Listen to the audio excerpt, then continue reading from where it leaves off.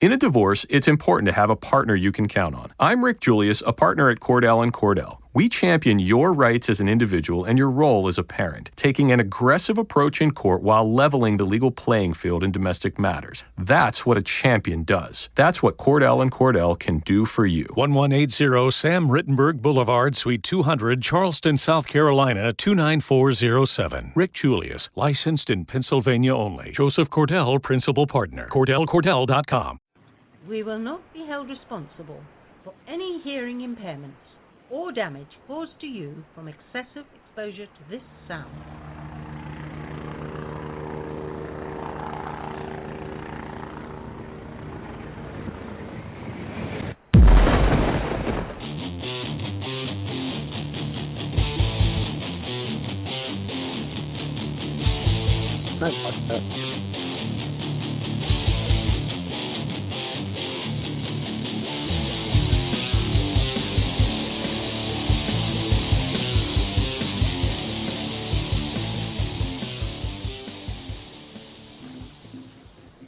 Hey, it's Friday, November 2nd, 2012, 10:30 p.m. on the West Coast, something on the East Coast. I think it's like tomorrow.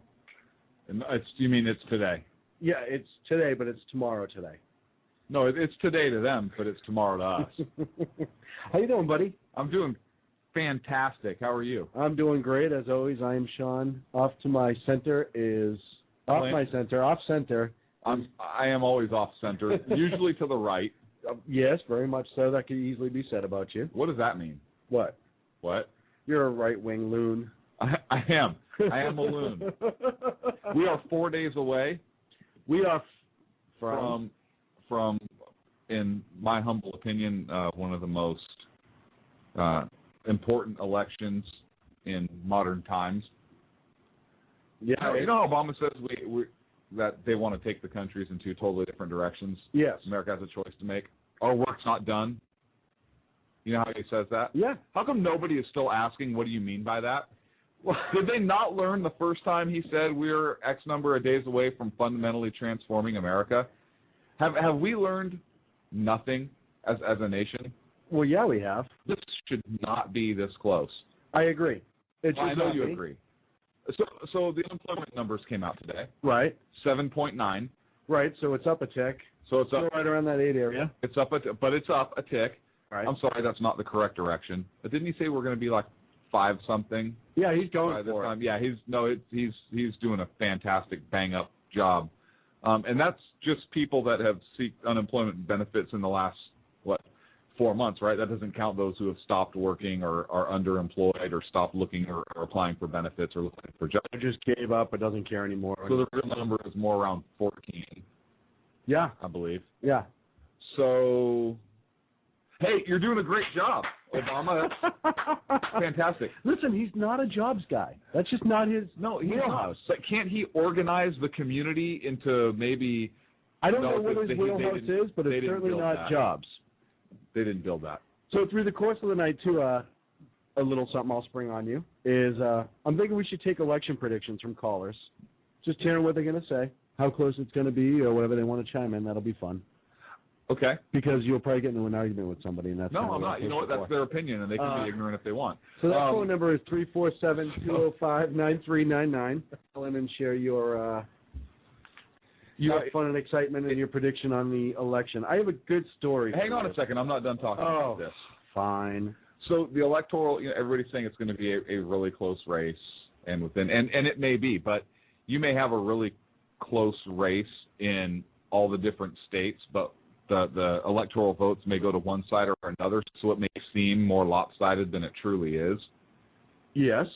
And I'm still concerned that this race is this close, given the poor job performance of this president. Yeah, but look, this administration is Carter's administration, but worse. And this president is saying that the transformation is not complete. He's fundamentally transforming America. We want to go, him and Romney, 2 different directions, and we are at a crossroads and need to figure out which way. How come nobody is what he means by that? Nobody's holding him accountable to these jobs numbers. Nobody's holding accountable for Benghazi. This election should not be this close. Listen, you don't hold a rock star accountable if the sound sucked at a show. And that's pretty much, he's a rock star. They don't question him. They just don't question him. No, yeah, you do. No, you're supposed to, but they don't, is what I'm saying. Why Nobody is that? does. I don't know. It's disgusting to me. Oh, then you're not much of a conversationalist right now. No, because for whatever reason it meets. Okay, hang on a second. I have to explain something to you. This is a radio show. Yes. Okay, people, we don't have a webcam yet. Thank God. So that people can't see our gestures and everything. They have to listen to it. Okay, so I have to talk more? Yeah. So if Really? I say something, you can't just say, welcome to the Sean Show, folks. Yeah, you can't just say, yeah, I don't know. No, well, it's really simple. It meets their agenda. They want them in there because it gives the media, it maintains media power to swing and change things. Yeah, you're right. You don't know. So what do you have? I hate you sometimes. I love you overall, but I hate you sometimes. So this is out of CBS Sacramento. A Sacramento veteran pollster fired over protest against the UN observers. Last week we talked about in Texas, the Attorney General saying that if the UN violated any Texas law or the UN observers violated any Texas law in regards to the election, they would be charged appropriately.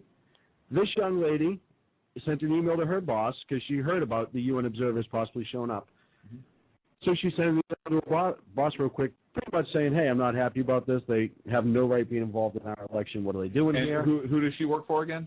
She works for Sacramento County in California. Does she work for the elections? Yeah, she's a polling observer. Inspector. Okay. There we go. So she expressed those interests, and she got a phone call from her boss, and then guess what happened? She was fired. On what grounds? They won't say. She's been there for 15 years. She said we can't have, her boss said, we can't have this kind of intolerance, to which this woman, Shannon Lewis, said, what kind of intolerance? And that was about it. So they won't tell her why. But isn't that? Now, hang on a second. She's a county employee. Yes. Is she not like every other county in the state of California? Because every worker has rights and public employee has rights and unions and everything in California. So how can they just fire her on the spot? I don't know. Her email said, and I quote, these are not our usual pollsters. They cannot vote here and therefore have no business in or about our election. And apparently that got her fired. Interesting. Isn't that bizarre that they would just, not even hey, we're going to suspend you. It's 2025, a new year, and the perfect time to turn your business dreams into reality. Maybe you've been tossing around a great idea, but haven't acted yet. Well, Shopify is how you're going to make it happen. Shopify makes it simple to create your brand, open for business, and make your first sale. With thousands of customizable templates, you don't need coding or design skills. Just drag, drop, and go. Plus, Shopify's social media tools help you connect all your channels and create shoppable posts so you can sell everywhere your customers scroll. Managing your business is easy too. From shipping to taxes to payments, Shopify handles the details on a single dashboard, letting you focus on what really matters: growing your business. Established in 2025 has a nice ring to it. After this election, because you're being intolerant, which she's not. She had a legitimate, it's her job to oversee elections at whatever polling place she's assigned to. That is her job description? That she's a pollster for that's her job. Okay. So she works at the different polling locations during the election, and she makes sure that things go. She heard about this on Facebook through a friend and expressed concern to her boss. Hey, what's the UN observers doing in our country monitoring ours? Isn't that illegal? They can't do this, blah, blah, blah, blah. Not illegal, but why are they here? They don't belong here. And they fired her for it. So we need to follow up on that story. I will. We can follow up on it this week. We'll play some calls to Sacramento County, but that's just ridiculous. I have a question for you. Yeah. What are you going to do when you go to the poll to vote and there's an inspector there from not our country? From the UN? Well, it's not the UN. It's European agency. I think that's a with that French guy who's Jacques Lalide. Yeah, with the white battle flag. What am I going to do personally? Yeah, I'm just curious. That's where I'm going to put on my Minuteman hat and ask. Well, you're Minuteman. Not the first time I've heard you been called that. Mostly by females. But go ahead. Wow. I apologize. That was painful, my friend. That was over the top. I was apologize. Hurtful. Why would you do that to me? I don't know. I'm kind of cantankerous tonight. I apologize. God. You hear what I have to deal with, folks? I'll put on my Minuteman hat and ask to see their green card. You're really going to say Minuteman again? Yeah, why not? It's already out. Why don't I say like tricorn, you know? My Patriot tooth. my Patriot tooth. I like my tricorner, but even that, you know what, let's not go down that road. So, unfortunately, on the East Coast, Hurricane Sandy, Superstorm Sandy hit a few days ago. This is just, I know you've definitely seen something about it because how can you not? What? Really? What? Just keep rolling. Yeah, I'm going to go through a couple stories and we'll go for it. I wanted to along that election. Go ahead. Story. I had something real quick. Do we have time? Yeah, no, we have all the time in the world. I know you did the schedule tonight. The world is your oyster, my friend. You are my oyster. And never mind. Keep going. So, have you heard about the claims of the voting machines switching people's votes? Yes, we hear this every election, don't we?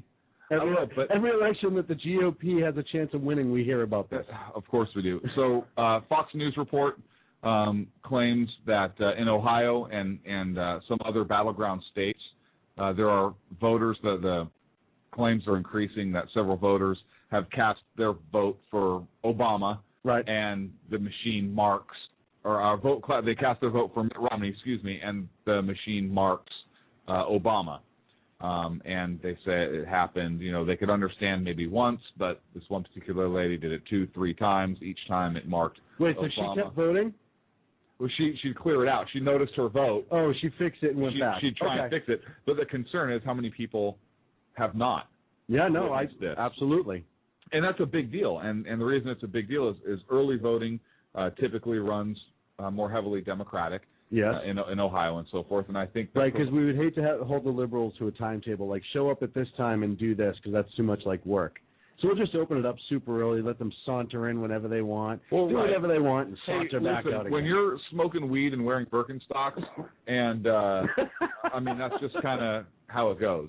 So what you're saying is listen, my family's from Hawaii. I have nothing against loose timetables. Okay, matter of fact, I am completely for it in most things, but voting, it's kind of a big deal. I was somewhere last night, and I actually had the distinct privilege of hearing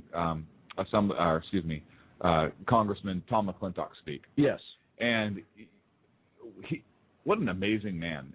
As far as very eloquent, very well spoken. I was very impressed with how he was talking. Listening to him speak was almost like I was reading one of the Federalists. I mean, it's like he didn't talk with a lot of the same double talk and BS that we hear from a lot of politicians today, and it was rather refreshing. He was an assembly member in the state of California, then he was a senator in the state of California, and he now represents. I think he's like a Tea Party conservative. Wait, he's in California? Yeah, out of California of all places. How the hell does that happen? Because a lot of California is actually conservative. It's just the population is L.A. and San Francisco. I would like to, and they screw things up for everybody. Most people know we're on this coast, anyhow. I would like to challenge every conservative. Yes, we are on this coast. Thank you for clarifying that. You like Again, there's no webcam. How big that was? There's no webcam. You like how big that was? They couldn't see your hand gesture. I don't want anyone to know where the layer is. That's all. We're marked men. We know that. We've already been listened to, probably on all levels. So, we've had black SUVs and helicopters follow us home. Yeah, I said, knock it off. I just tell everyone I'm getting a free escort. Right. I mean, I beat that cop in pool. He has to escort me home now. So, no, seriously, I challenge all conservatives. It's an Escalade and a short haircut. I mean, come on. I challenge all conservatives in California to go out and vote. And I know this time, we probably won't get the electoral votes, but I think part of the problem in California is a lot of the conservatives feel like their vote isn't going to do it, so they just stay home. I think a lot of conservatives stay home, and I think California does have the numbers to at least make it close. And if you keep going, the numbers get closer, then more conservatives will come out and more conservatives. I honestly think in the next couple of years, I would say maybe the next 2 elections, I think if California really push hard, if they look at their state, like we've talked about before, 40 years of Democrats, they're going broke nonstop in the state, and they always vote Democrat in the major elections, or they have the last 35 years, I think we look back. Yep. I think if you get that steam going and people come out and it gets closer and closer, it'll keep that conservative base charged. And you can fight the Bay Area, you can fight Los Angeles and the liberal strongholds, because there's really only a few liberal strongholds, and then a lot of conservative people don't realize there's a lot of farmers out here. There are. A lot of agriculture. A lot of agriculture. I actually had an interesting conversation with Congressman McClintock about that, and he had an interesting analysis, and what he said is, when we had the midterms in 2010, Republicans took a lot of seats. They took some governorships, a lot of state assemblies turned over, and a lot of the state Republican parties returned to their conservative roots. Right. In California, we had a sweep of the Democrats. The Democrats took, I think, every major state office. Assembly and Senate is still overwhelmingly Democrat. And the thesis was that the Republican Party in California has not gone back to their conservative values.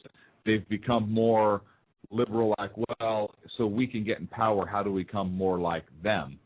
Right. And, I mean, you look at Meg Whitman and Jerry Brown, and people said, well, how can they reelect Jerry Brown? Well, when Jerry Brown is running on some fiscally conservative issues, and he can pose himself as a fiscal conservative, and he has done some fiscally conservative things. I mean, not the bullet train or anything like that, but as far as some of the cuts he's made and some of the pension reform he's pushed through, it kind of begs to answer what are the Republicans thinking out there?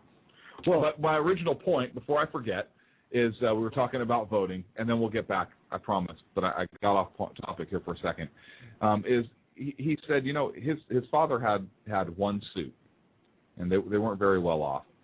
And he wore that suit to church every Sunday, but he also wore it once a year, once every 2 years, when it was time to vote, because he took it as a very serious event.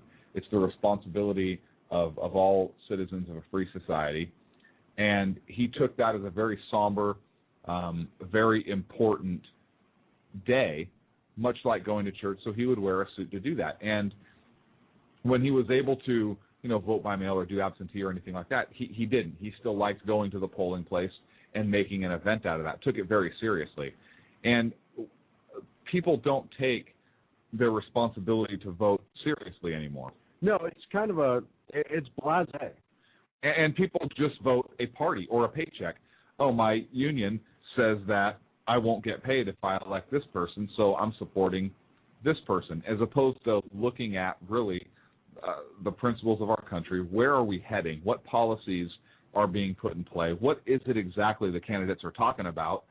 And people don't take that responsibility serious anymore, which brings me back to the original point of I think that is why this election is as close as it is. It should not be.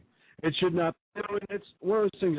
I heard a story. I was talking to a young lady the other night, and she was talking. She remembered being young, and she was with her aunt who was babysitting her. And this is in, I think it was in Tennessee, she said.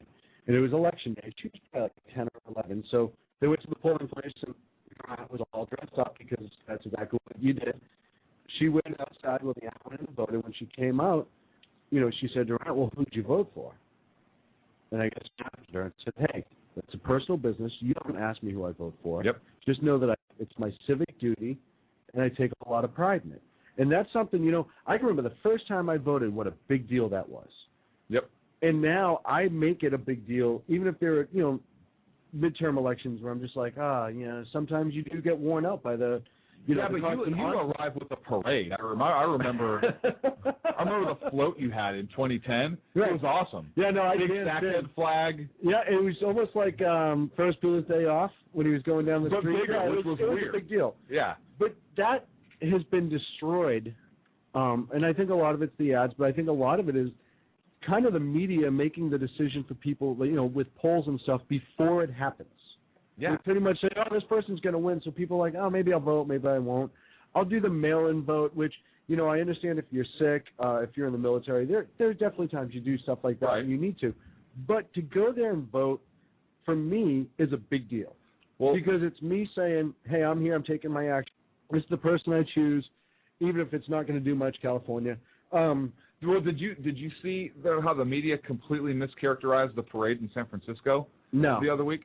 Well, you and I were going to vote, and we had that parade, and they called it like a Giants World Series parade or something like that. I don't know if you saw that. It was absolutely ridiculous. But, there we were on the floats waving to all the people, and, everybody just happened to be wearing Giants garb because they did win the World Series, and that's just what people wore that day. It was really weird. We were announcing the kickoff of our new office, and it was a huge deal for us. We are moving, finally. Yeah, apparently the Giants, stole some thunder or something. They did something. We didn't start with our talk about baseball. Did you see Oakland Athletic, Josh Reddick won a Gold Glove? Yeah, no, good for him. Yeah, absolutely. I mean that, too. He was a hell of a player for them.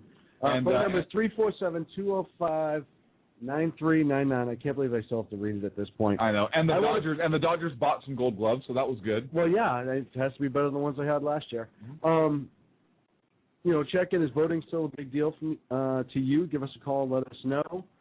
I do want to talk about, if you have nothing further on... I don't. I just wanted to touch on the election thing or the voting thing based upon a story that you brought up. And listen, I don't want to beat a dead horse, but you have to discuss it, is Superstorm Sandy that happened on the East Coast. Are you going to run in that marathon still, or did you get the cancellation? We did actually. The results of our poll were for 100% to cancel. We did a poll this week with today. one vote, so that was me. More than one. Okay. And 100% of people voted that it should be canceled. It was canceled. That was a good thing. But this is just tragic. That's 100%. 100%. We actually got people to agree, everybody to agree on something. I know. We should try to bring... and it was more than one vote. We should be speaking for the country. Don't you agree? We do. What are you talking about? We speak for the conservatives in the country. So, unfortunately, 74 people have perished as a result of this accident. This storm. This wasn't an accident.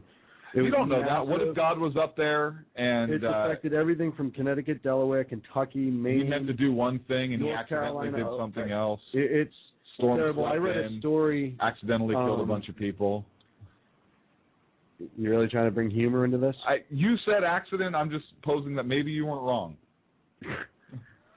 Heard a story, and I don't have the in front of me here, but there's a story about a New York police officer who's 28 years old, that during the storm was home with his family.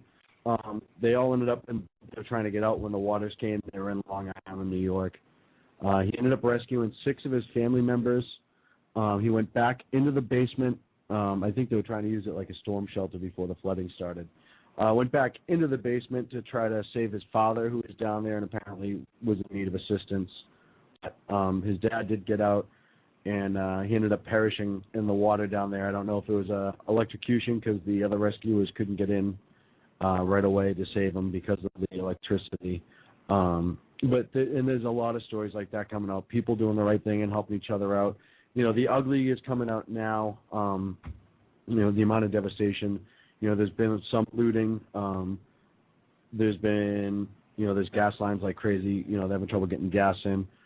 And they're starting to hit home now. I think they're starting to actually get some stuff done. Well, the electricity, they can't get the gas in the pumps and and to run it. And there was a story out of Jersey. Get the pumps out. New Jersey power companies turned away a group from Alabama because they were non-union. A group of power guys came up from Alabama for a non-union company to offer their assistance. From Alabama? From Alabama to New Jersey. And whatever power company runs New Jersey turned them away because they weren't union.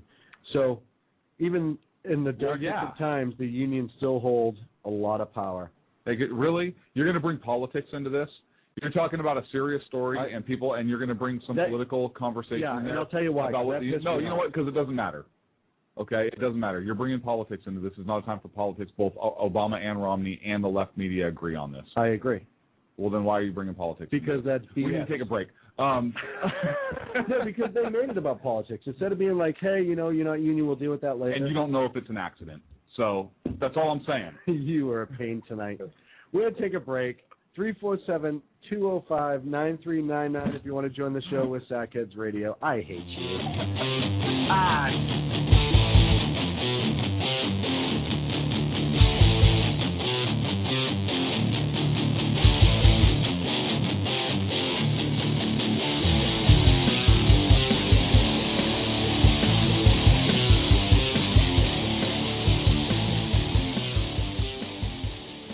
How you doing? John Grant here. when I'm not slaving over a hot microphone on the 405radio.com Saturdays at 10 a.m. Eastern, I check out Sean and Clint here at Sackheads Radio. We all appreciate the best political bloggers, writers, and commentators. We either get them on our shows or we make fun of them, as it should be. So check us out live Saturdays at 10 a.m. Eastern or forever on the podcasts on the 405radio.com. Hey folks, this is Sackhead Clint. I want to take this opportunity to thank the men and women of our armed forces, as well as our first responders, law enforcement, firefighters, and emergency medical personnel. Thank you for all you do. Thank you for making this country and our communities a better and safer place. God bless. Hi, this is Sarah Marie Brenner. You know, we often talk on the Brenner Brief about the fact that there really needs to be an organization to help people at the local level who are interested in running for things like school board, city council, and other local offices. Well, I think I finally have the solution for you, at least for you women out there. It's called Politigal Network, Politigal Network.com. Their website's going to be launching mid-August, but they're already on Twitter at PoliticalUSA. I encourage you to follow them and become a member. Their goal is to be the #1 resource for conservative women. So if you love freedom, liberty, the United States of America, and politics, check out PoliticalNetwork.com or Twitter at PoliticalUSA. Hey guys, it's Sean from Sackheads Radio. I know I've said it before. Check out our friends at conservativeoutcry.net, but I really mean it. If you want interesting and exciting political commentary and analysis, that is the place to get it. Different, always spot on, always truthful, never pulling a punch. conservativeoutcry.net. Tell Rooster to get Bulldog back on and that Sackheads Radio sent you. And also, coming soon, the Sackheads Radio Forum on conservativeoutcry.net. Hey guys, it's Sean from Sackheads Radio. I want to talk to you a minute about our friends over at HomefrontHugs.com. They're an amazing organization of volunteers who take their time, effort, and money to take care of our troops overseas as they serve our great nation. HomefrontHugs.com. You can donate, write letters to troops, adopt a troop, you name it, you can do it. Help those wonderful folks who protect our freedoms. Go to HomefrontHugs.com. Tell them Sackheads Radio sent you. Hey, this is Sackhead Clint. I want to take this opportunity to thank our men and women in uniform of the armed forces. Hey, this is Sackhead Clint. I want to take this opportunity to thank our men and women. Hey, this is Sackhead Clint. I want to take this opportunity to thank the men and women of our armed forces, as well as our... God. You going to mention me this time? Thank you, Sean. You said mention you, right? Oh. You totally need to keep that as an outtake. Now back to Clint and Sean on Sackheads Radio, radiating elegancy and quality. Further proof that my partner is the consummate smartass. Hey, welcome back to yourself again? Yeah, why? I'm just asking. I thought you were here. Where were you? I was. Why don't you have any pants on? Do I ever? No, seriously, think back to like every time you've ever seen me in the studio. No, it's the weirdest thing. Yeah. You know, it's a lot just like, now hit you, right? Do you remember the show with Tim Allen and like the And yes, this is a licorice song. Yeah, I'm supposed to actually carry on now after I just vomited like that. Red, your favorite. Do you remember Home Improvement with the neighbor Wilson? Yeah. With the fence? That's like you, only without pants. Well, how do you know Wilson had pants on? You could have been Wilson. I've never seen your face either. So, one of the things... Hence, we don't have a webcam. And with the bag on your face, it never ends. One of the things that I wanted to do this week... It's all about you. It is all about me. Is I wanted you... why are you even starting laughing? Because I have to know. I wanted to interview a black conservative. A what? Yes, they're out there. No, they're not. And try to understand why they're a black conservative. Is Obama calling in? I don't know. I don't even have a smart-ass comment for that. Now hang on. Now Chris Matthews is not black, and we did establish he was a conservative, right? Because we can't like Obama not because of policies but because of race. So he must like him because of race and not policies, which makes him a conservative. Yes. Okay. Very logical. The logic flows. Are you calling Chris Matthews? No. Is Chris Matthews going to be in on this? Has he responded at all? No, Chris Matthews will not even kind of talk to us. Really? That's weird. I wonder why. I wonder if Chris Matthews wants to interview a black conservative after we do. That we should try. You know what? If he doesn't, I insist. Well, I'm going to bring him in on right now, and I'm going to call him Mr. E. He goes on Twitter as Big Malt Mr. Picture E. Okay, now hang on a second. What? That is it like Mr. T, but different? Does he have a mohawk? Is he like Clubber Lang? What? I don't understand why. Mr. E, are you there? I am here, sir. Now, explain this to me right now. Do you have a mohawk and a bunch of gold chains? I do not. That answers your question. That answers my... Mr. E, how are you? It's a pleasure to speak to you.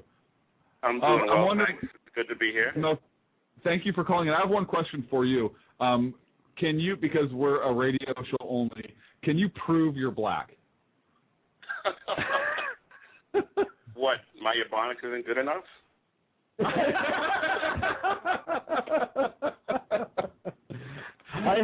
I have heard you speak Ebonics, and I can attest to the fact that you are black.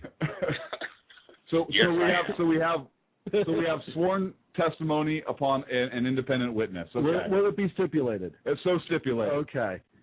Hey, Mr. Lee, let me ask you this.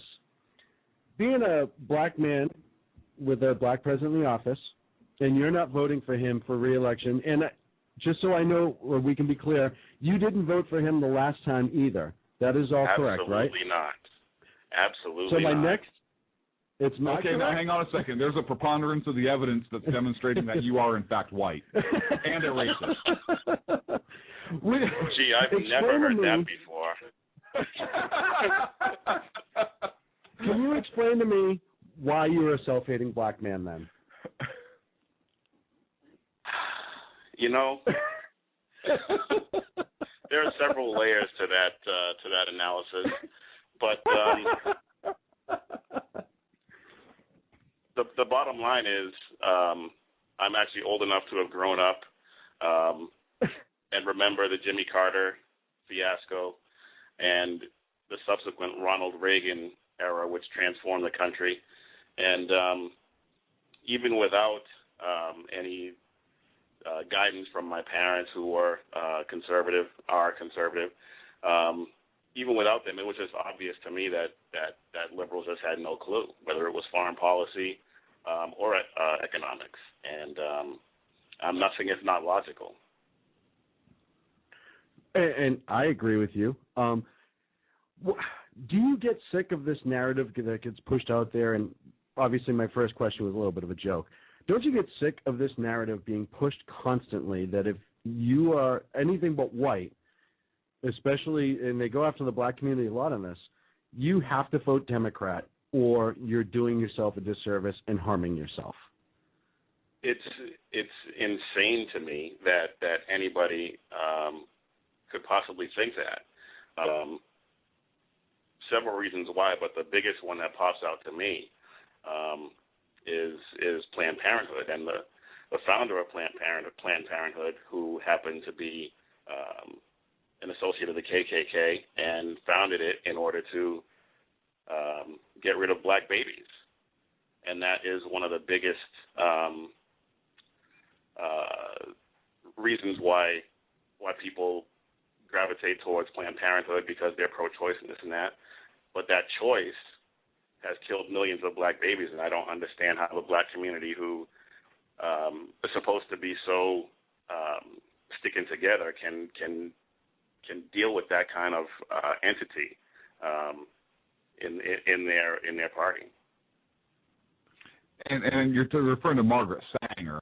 Yes, I am. take it, and she was right around the time of Woodrow Wilson, and if I'm not mistaken, the Nazi Party in Germany actually used some of her reasoning and papers and so forth when they started their eugenics programs. I mean, they obviously took it to a different level. They took it to a whole other level, but yes, I believe you're correct. Did you have an opportunity to hear a show that we did? I think it was about a month ago now, Sean, where we actually talked about the civil rights movement and how it was the Democrats. We read the congressional record and how it was the Democrats that were trying to block a lot of the civil rights legislation in the early 60s and so forth. It was, the Republican President Eisenhower that actually sent the military to enforce integration into the school system and so forth, and how the Republican Party actually pushed through a lot of that legislation, even though Johnson signed one of the last pieces of legislation because he really had no choice politically. But we went through that whole history, and how it seems we've even talked about Alveda King, who was Martin Luther King's niece, made the statement and wrote an issue paper about Dr. Martin Luther King was actually a Republican. But it seems like that history that far removed has been forgotten, and now you had Al Sharpton and Jesse Jackson, who have marched with Dr. Martin Luther King, should have known that, have seemed to completely sell out. I really don't get Sharpton and Jackson, and anyone who pays attention, who wants to educate themselves, should know that history. I didn't get a chance to hear your show on that topic, but I'm familiar with that history. And again, it goes to the ignorance that some people have about this voting monolithically Democratic just because that's what you're supposed to do. And my response to that is, well, what exactly has the Democrat Party done for you? And I never get a response other than, well, that's they're getting around to it. Well, cell phones. Well, they're getting around to it. They're just not there yet. These things take time. I mean, it's only been, a couple tries? I mean, California is the prime example. Liberal stronghold, and unemployment in black minorities here right now is through the roof. So they're going to get to it. It just takes them a little bit of time. There's two clips that I want to play while I have you on the air. I don't know if you're familiar with either one of them. One of them is by Empower Citizens PAC. It's one of their ads they run in the Midwest right now, and it's about voting conservative if you are a black person, and stand by.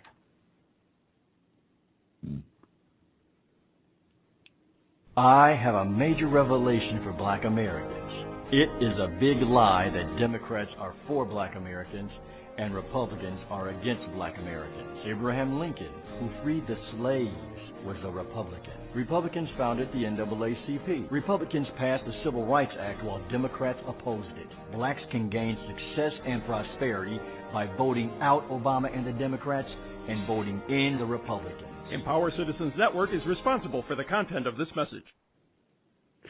Now, Mr. Reed, let me ask you this. Is there anything in that ad that says to you, wow, the right wing is really just a bunch of loons?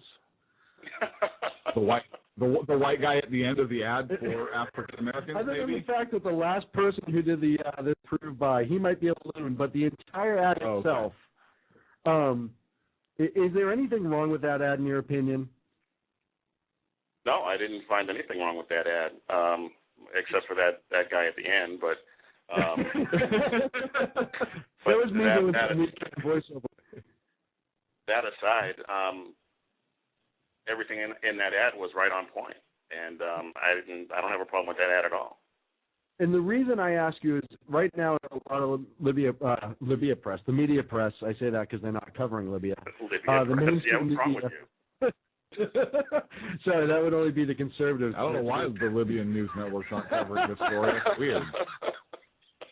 You guys just have fun. I'm going to drink my coffee. No, a lot of the mainstream media are hitting that ad as just being goofy and silly and out of touch and unknowing, and like it's just an insult. And yeah, because obviously the Republicans that put that ad together are racist because they believe that the black community is going to buy those lies. I mean, clearly it's an insult.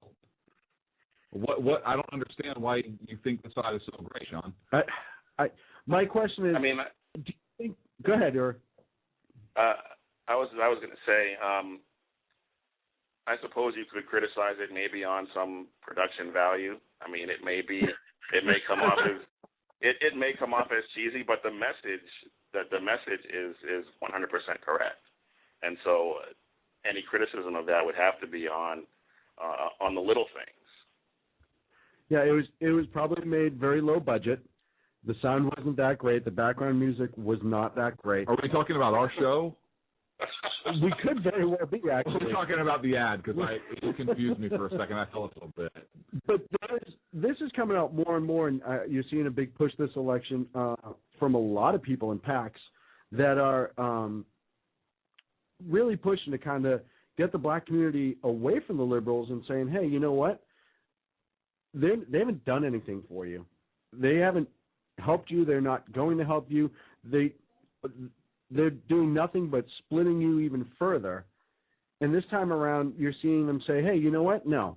If you get on board, if you become conservative, if you get onto the Republican ticket or whatever conservative ticket you want, you're going to be able to determine your destiny. No one's going to determine it for you. If you're going to be rich and famous, you will have that ability because the jobs will be there, the education will be there.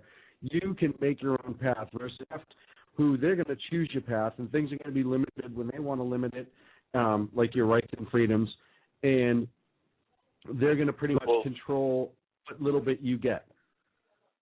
And that's part of the problem right there is that for so long, the Democrat Party and things, they've just handed people stuff. They've knocked them at the door and handed them a welfare check, handed them food stamps.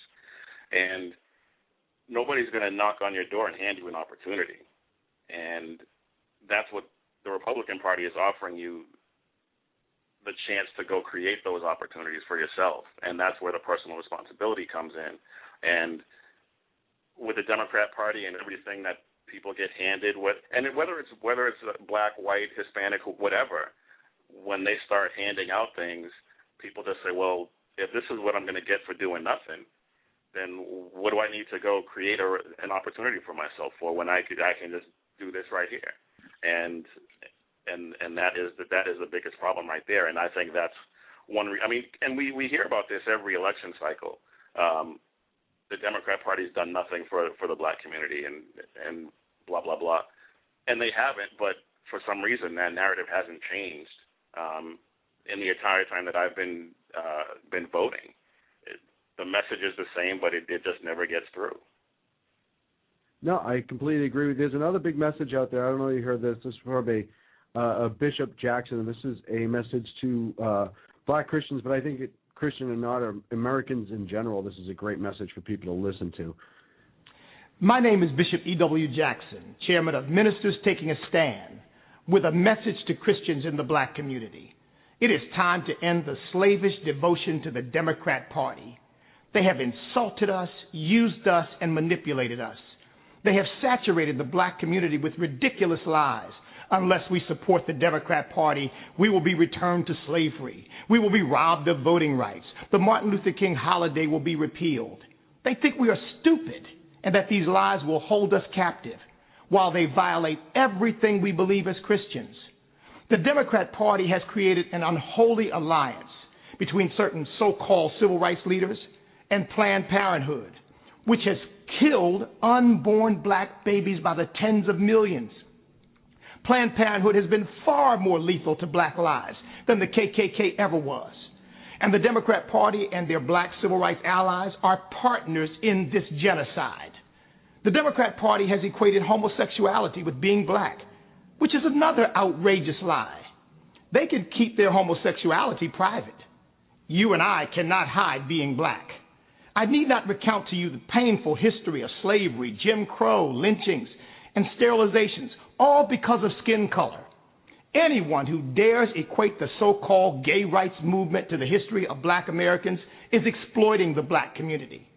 They say opposition to same-sex marriage is the same as opposition to interracial marriage. That is an insult to human intelligence. It is a lie.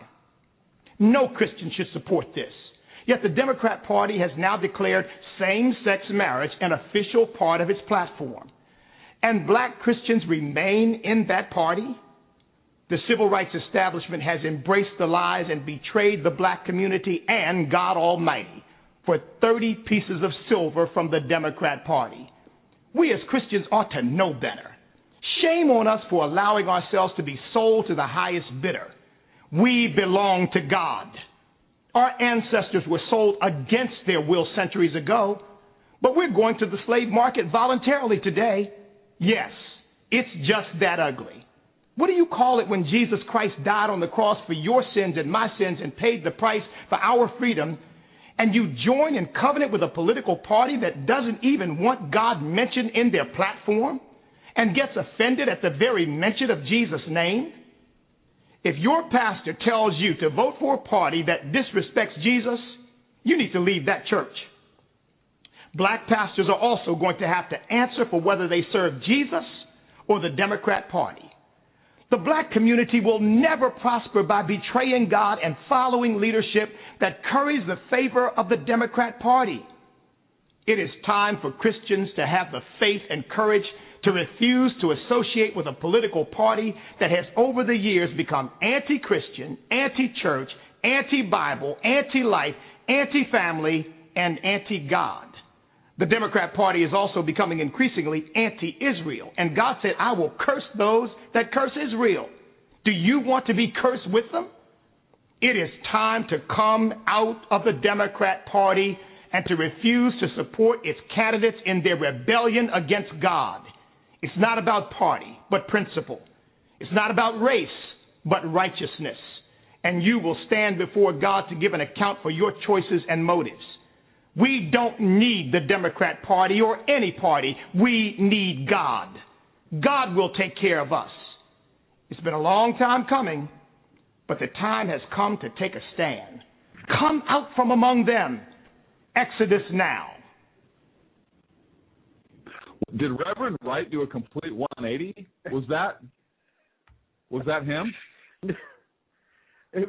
Mystery, have you heard that before? I have heard that before. I've heard that gentleman speak a number of times actually, and I'm not as religious as him. I'm really not religious at all, but his message as a whole is 100% right. And he said something early on where he talked about how they think people are stupid. And James Carville actually said the exact same thing. He said 80% of the people who call themselves Democrats don't have a clue as to political reality. And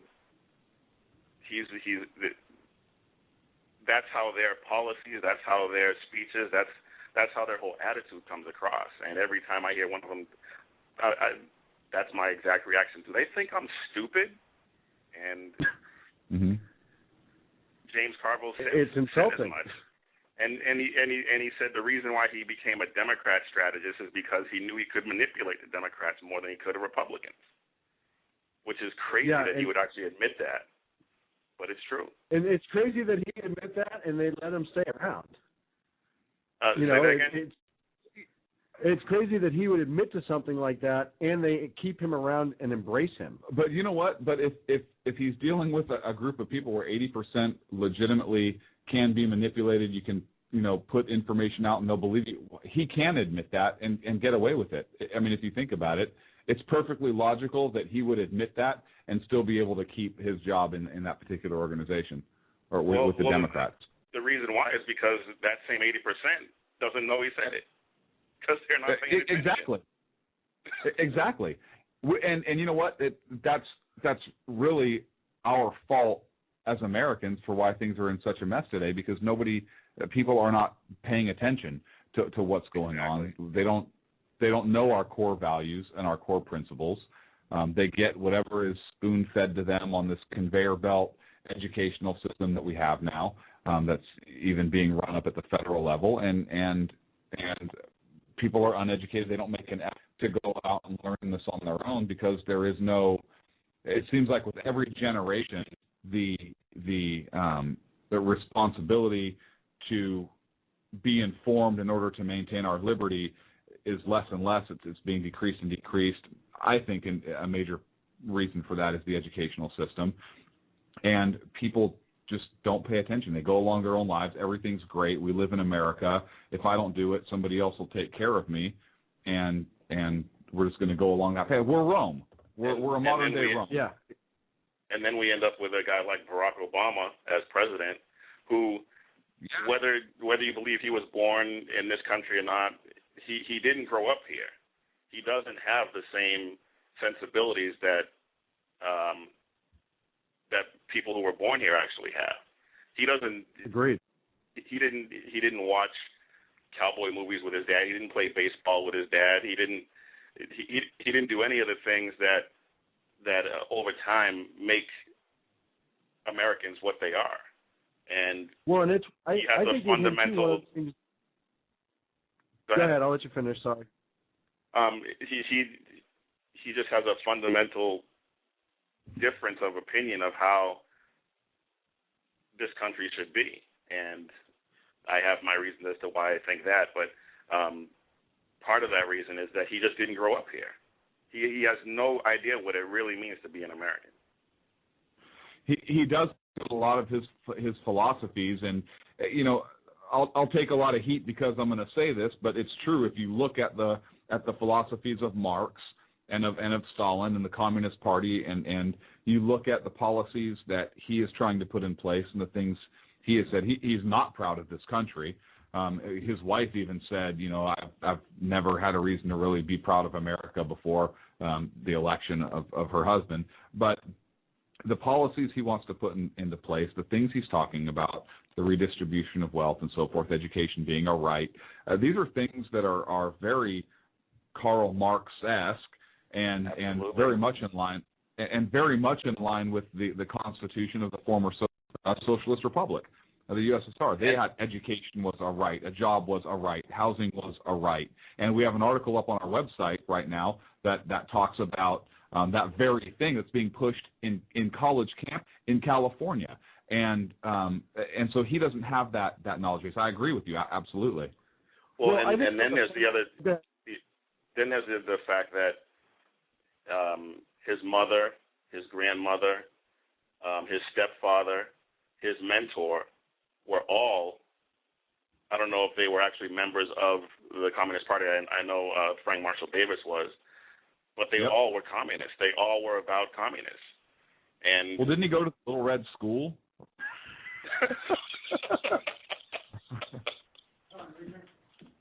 It kind of seems that way, doesn't it? Yeah, it does. I think he has an autographed copy of the Communist Manifesto somewhere. I don't know. It's a joke before I get accused of anything. Well, and one of the things, too, that I've always said is not only did he not grow up here, but unlike a lot of people who've come here from outside the country, they've come here and embraced our culture and become a lot about what this country is great for, why it's great, and they've embraced the American way of life. He hasn't. Those people weren't raised by communists. Well, and those people really appreciate this country for what it's for. Exactly. So that's the scary part to me, is that he could come here, grow up elsewhere, come back, whether he was born here or not, that's a totally different argument. We've talked about that before. But to try to readjust America to what he sees as how it should be versus how it is and how it really should be based on how it was founded and framed is scary. And people don't call him out on that, and they don't even look at it like a big deal. They look at him like being this amazing thinker, and he's so far ahead of the future when, in fact, he's very much in the past.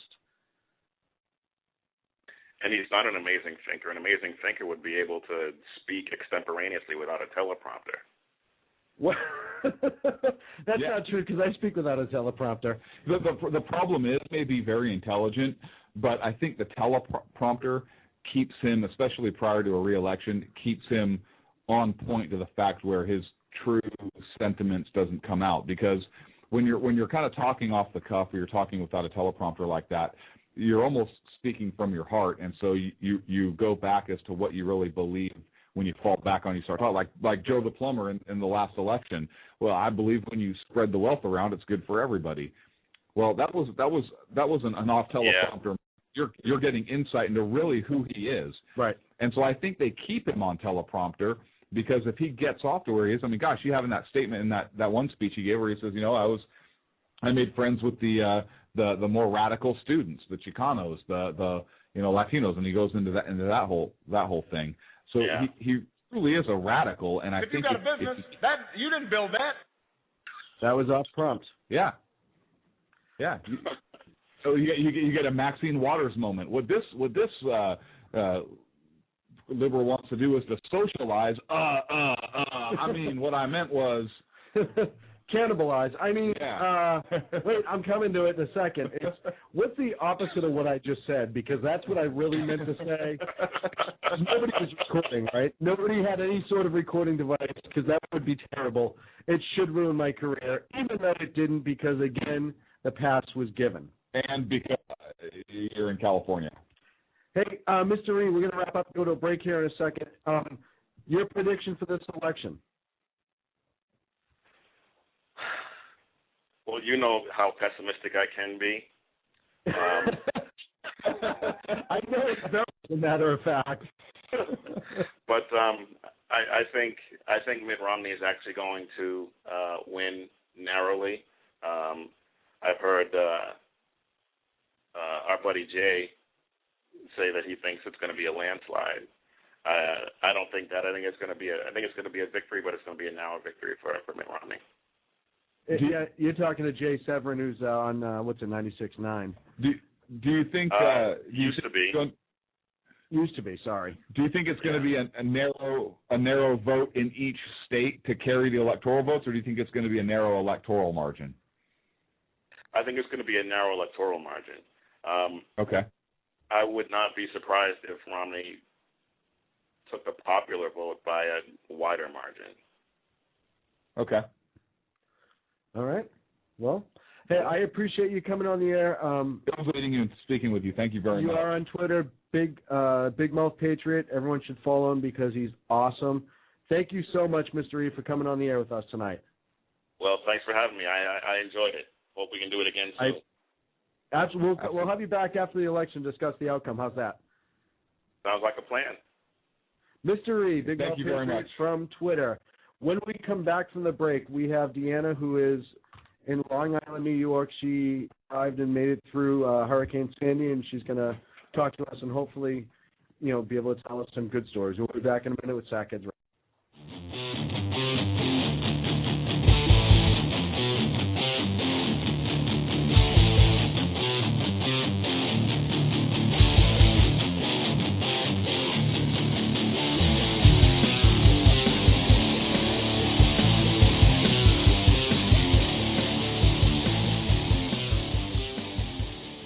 How you doing? John Grant here.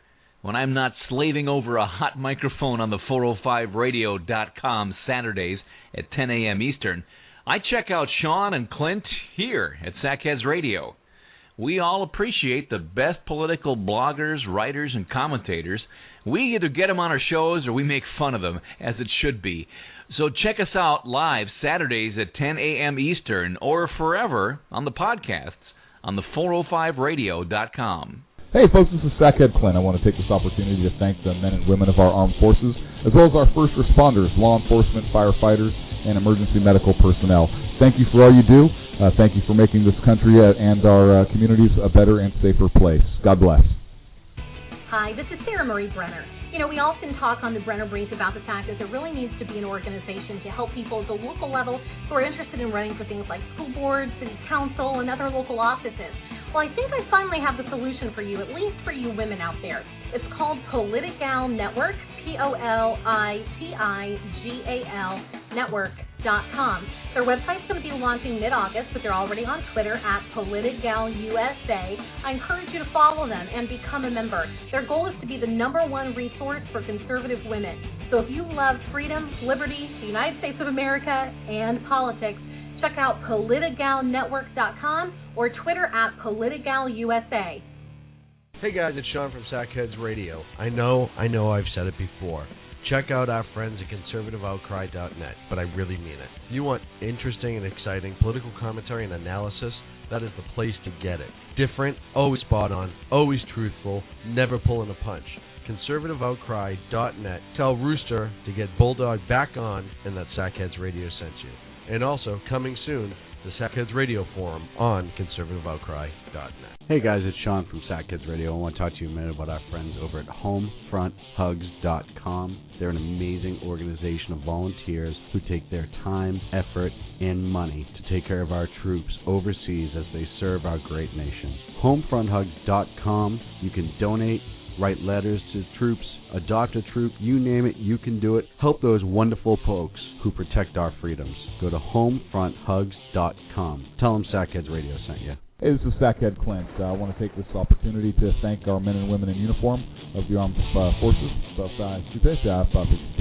Hey, this is Sackhead Clint. I want to take this opportunity to thank our men and women. Hey, this is Sackhead Clint. I want to take this opportunity to thank the men and women of our armed forces, as well as our... God. You going to mention me this time? Thank you, Sean. Is that good? You said mention you, right? Oh. You totally need to keep that as an outtake. Now back to Clint and Sean on Sackheads Radio, radiating elegancy and quality. Hey, so you said something right before we went on break that we had somebody on the line who survived the hurricane, which we're very thankful for, but I would hope we wouldn't have somebody on the line who didn't survive, because that would be a whole different type of show. You know, I hope you make a mistake someday. And I hope someday you actually make I do, and you call me on them all the time. So when you do something like that, I have to call you on it. Well, this Deanna, and we're going to bring her in a second, called in, and we wanted to make sure she got on the air. She's from Long Island. She just went through her Superstorm Sandy, as they call it. Yeah, so let's make her wait on hold. That's a good idea. She's on the line right now. Okay. Deanna, are you there? You're live on the air. I certainly am. Hello, gentlemen. Hello, how are thank you, you ma'am? for listening. Thank you, no problem. Yeah, so, I'm here in Suffolk County, Long Island, and we had just gotten through Hurricane Sandy, or Superstorm Sandy, whatever you guys want to call it, and I have good news to report. I have good news. We were actually fortunate enough to get through it pretty much unscathed. Thank you, outstanding. Yes. And with that, we, there's been a big loss of, power and electricity and gas and food and a lot of that going on the island. And, our way of giving back is that we're going to be volunteering over this weekend to help those who didn't make it over, as well as we did through Hurricane Sandy. But I was listening to you guys with your last caller, and although I am not even going to pretend that I am a political analyst in any stretch of the imagination. Neither are we. It's okay.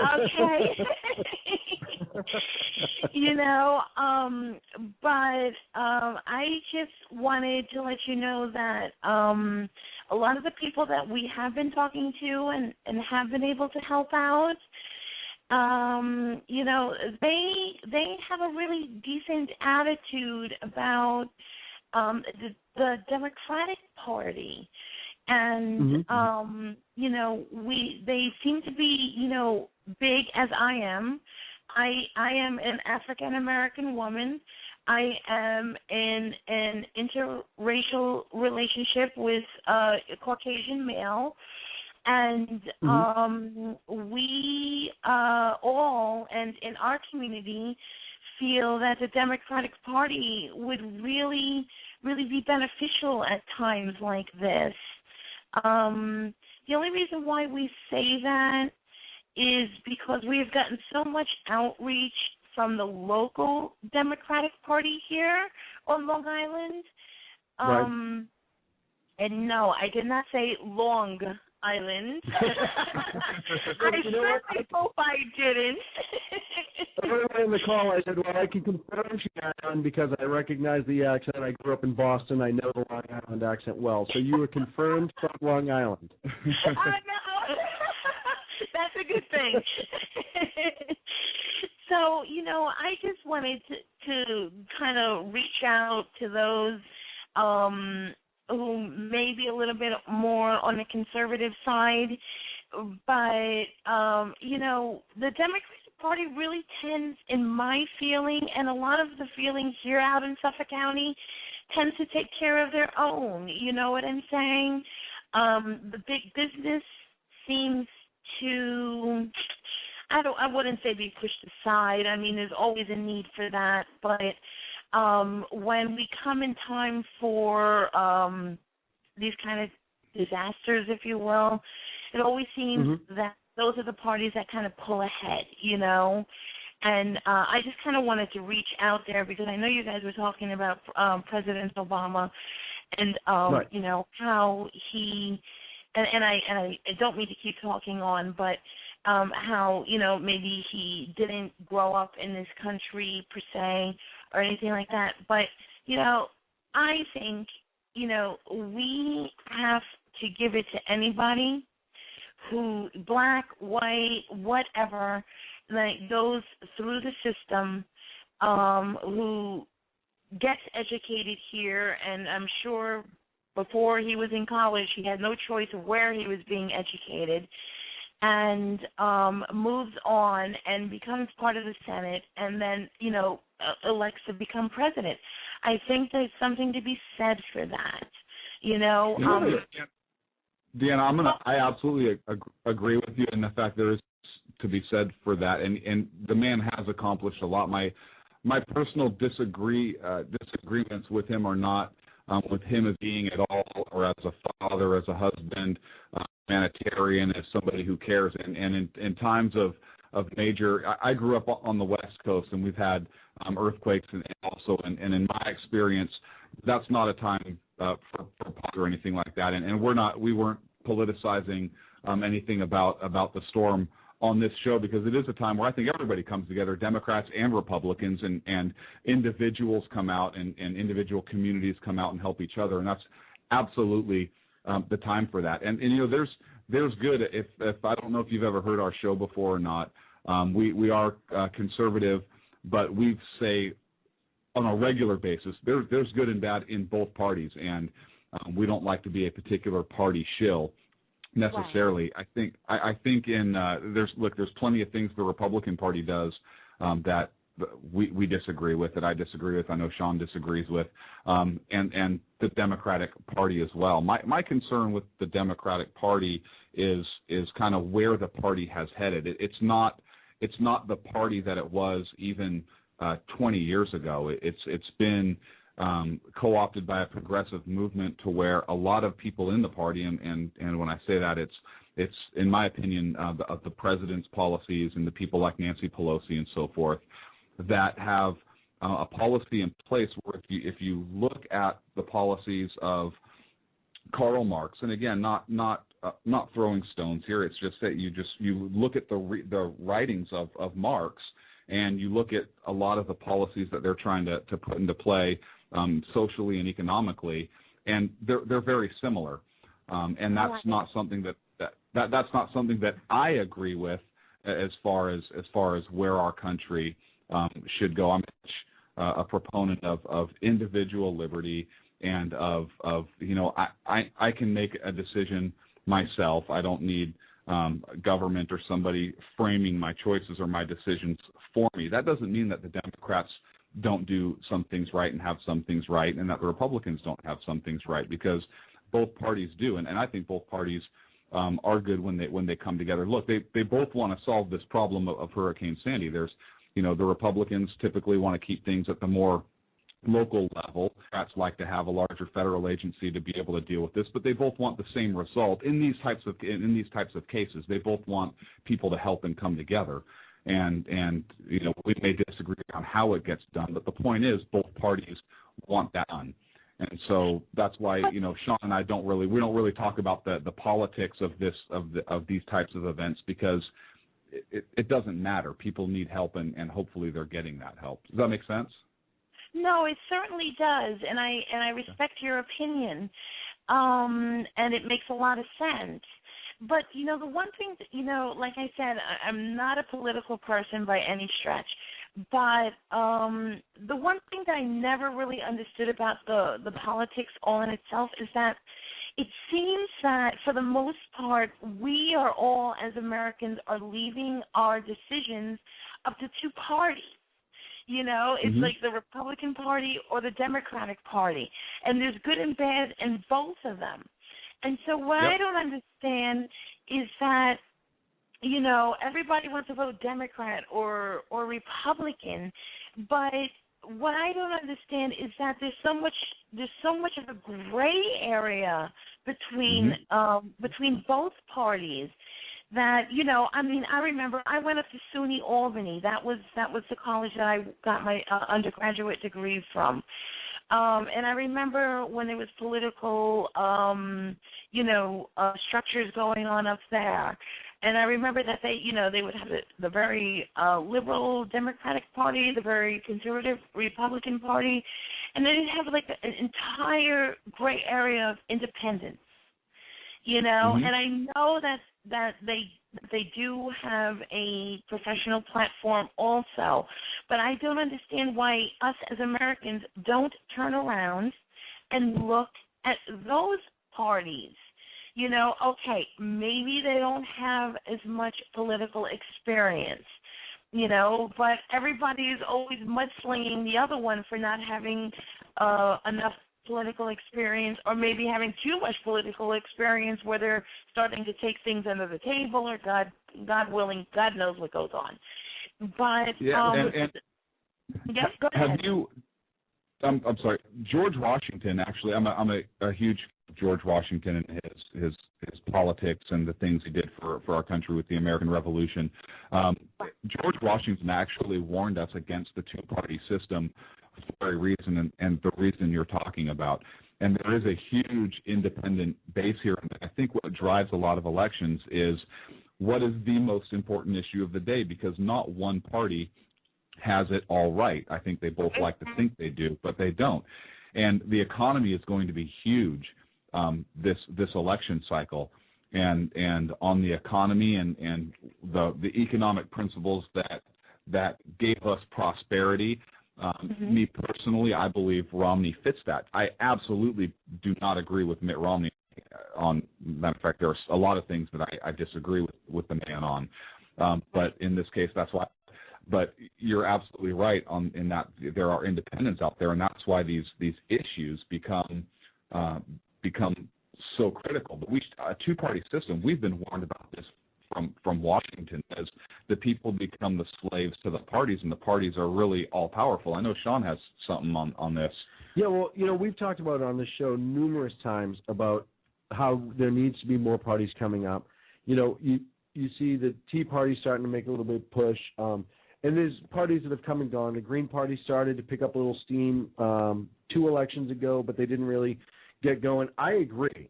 I don't like to have the two-party system. I think that it's disastrous. It forces people into a group one way or the other, whether to be or not. I think there should be parties where, I would love it if there was a party that had all of my political beliefs in one party so I could put my... It's not going to happen. Right. That's the problem. It needs to. It does. But you know what? Look at the election where we talked about this last week, where the only time in history the 12th Amendment has been used was the election where Andrew Jackson, John Quincy Adams, and I believe 2 other candidates, they all split the electoral vote.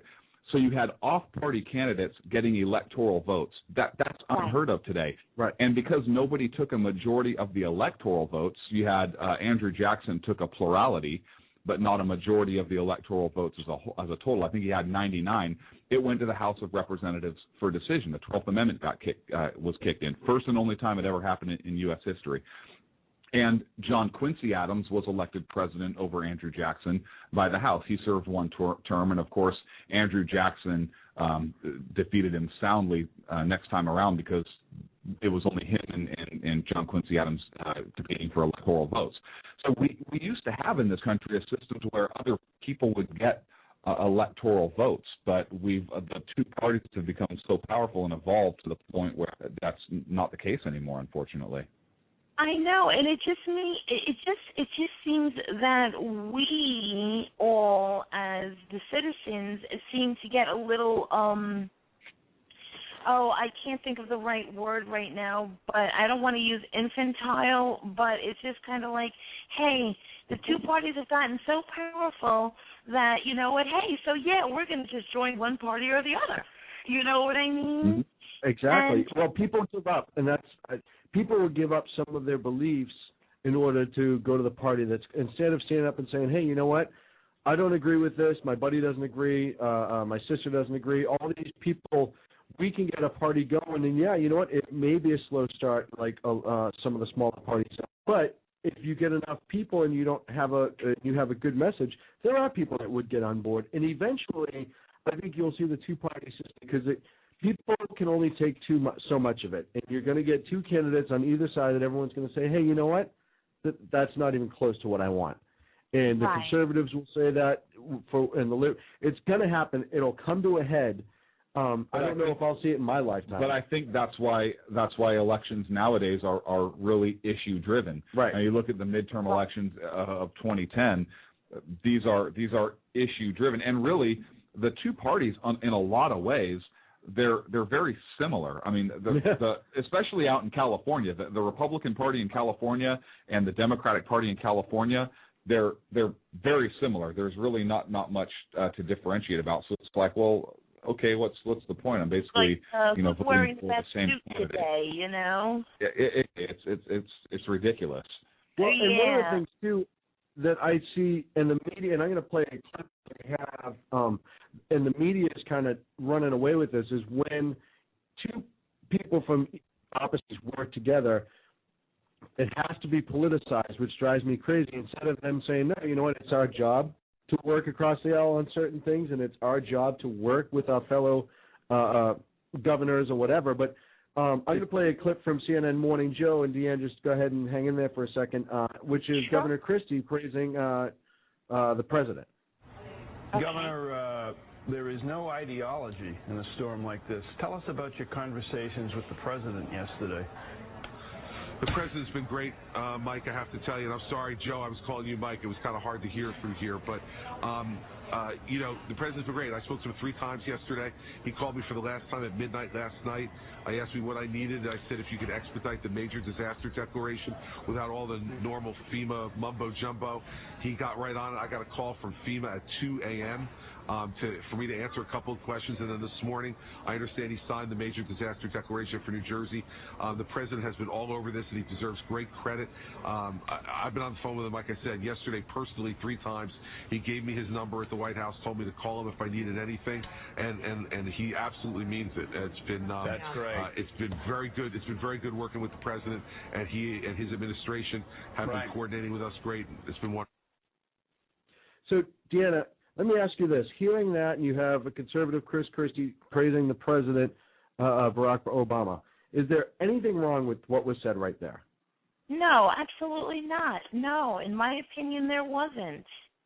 Because and this is part of my problem with the mainstream media is there are those on the left who are saying that, Christie's kowtowing and, he's showing weakness and that the president proved that he's the better man, when this has nothing to do with either. It has to do taking care of the victims of this awful tragedy that you yourself lived through. Right, exactly. And, that's where a little bit more of the humanitarian part of the gentleman come out. And that will, and this is just my personal opinion, gentlemen, and all the listeners out there, that, that will overcome over any kind of political agenda. Okay? Right. I mean, we are all humans first. We are all humans first. Absolutely. And, that was the thing, and I don't know if you remember back, Katrina, it was almost immediate that the mainstream media went after the Bush administration, saying that, even though he had FEMA trucks ready and all this stuff, and the response, it's different because of the location, but it was still everything we could give at the time. Everyone went after the president. Oh, my God, he's this awful person, and he didn't do enough, and you had all these things, whereas this one, even the conservative Chris Christie came out and said, hey, you know what? He's doing what we need to do. This is a time of tragedy. We can ship aside. It's about taking care of the people. And instead of everyone saying, you know what, the president did his job, good for that, have people on the right saying, of course the president did his job. He was going to do his job. There's no questions asked. Instead of just, no, you know what, good job. And I have to give credit to both men, because Chris Christie has been a staunch opponent of President Obama's policies. But again, we have a non-political event where human lives have been put at risk. We're talking about people's homes, possessions, livelihoods, lives in some cases, everything. And he's able to say, you know what, no, I appreciate the help he's given. He's done a fantastic job on this. And conversely, I have to give the president credit as well in that, hey, he put partisan politics aside, was able to contact a conservative governor who has been critical of his administration and his policies, and work with them and to get things done. And that's what should be happening. I mean, I don't understand when people get so upset or angry when there are legitimate political discussions. I think that's healthy.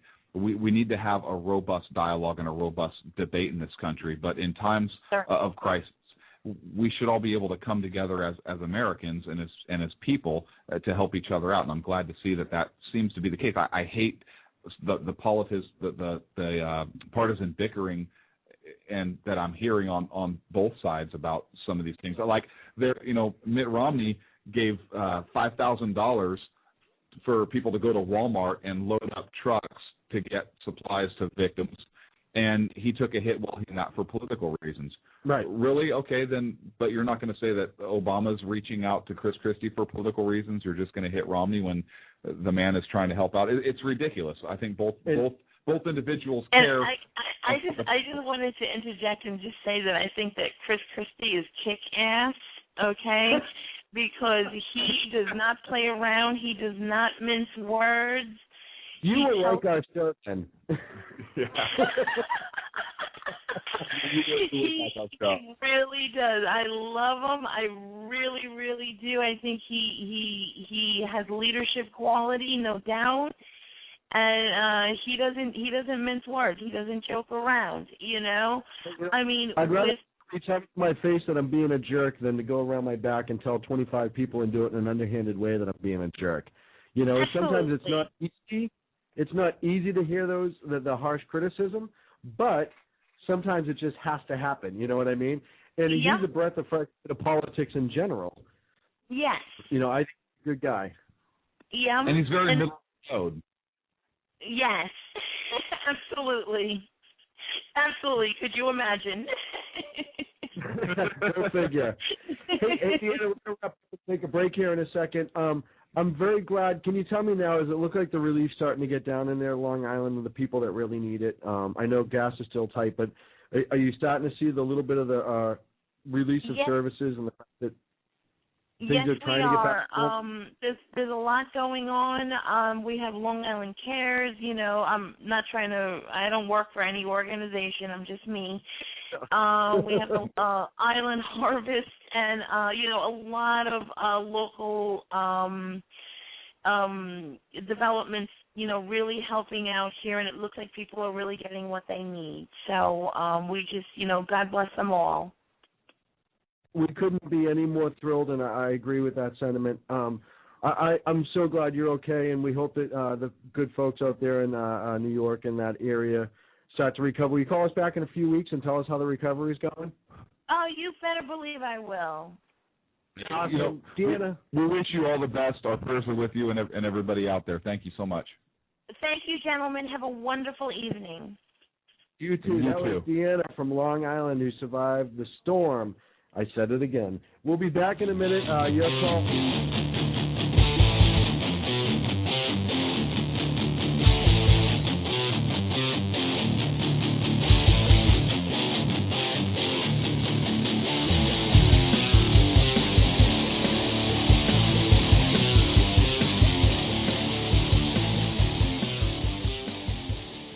How you doing? John Grant here.